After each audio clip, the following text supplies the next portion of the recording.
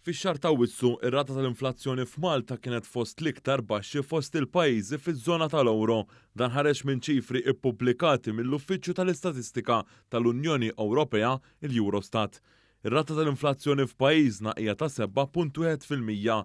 Din ir-rata hija nqassew mill-medja tal-pajjiżi fiż-żona tal-Ewro li hija ta' 9.1%, jiġifieri 2% ogħla mir-rata tal-inflazzjoni f'pajjiżna. Ħarsa lejn il-figuri madwar iż-żona tal-Ewro turi li l-unika pajjiż fejn l-għoli tal-ħajja hu inqas bi ftit minn dik ta' Malta huwa Franza. Wara Malta imbagħad tiġi l-Finlandja.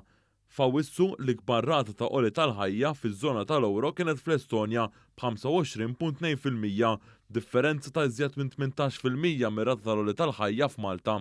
Wara l-Estonja jiġu l-Litwanja u l-Latvja li l-koll għandhom rata ta' inflazzjoni taqbes l-20%. Meta wieħed jagħti daqqatajn lejn dawn iċ-ċifri tal-Eurostat, wieħed jara li pajjiżi bħal Ġermanja, il-Belġju u l-Olanda għandhom rata ogħla minn dik ta' pajjiżna, filwaqt li l-Belġju u l-Olanda għandhom rata ogħla mill-medja taż-żona tal-Ewro. Skont l-istatistika tal-Eurostat, l-akbar żieda fl-għoli tal-ħajja kienet fis-settur tal-enerġija, żieda ta' 38% fi żmien sena.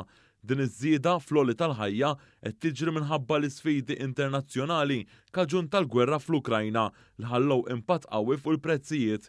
F'dawn iż-żminijiet ta' sfidi internazzjonali bla preċedent, il-Gvern Malti ħa miżuri biex żamm il-prezzijiet tal-enerġija u tal-fjuwil stabbli.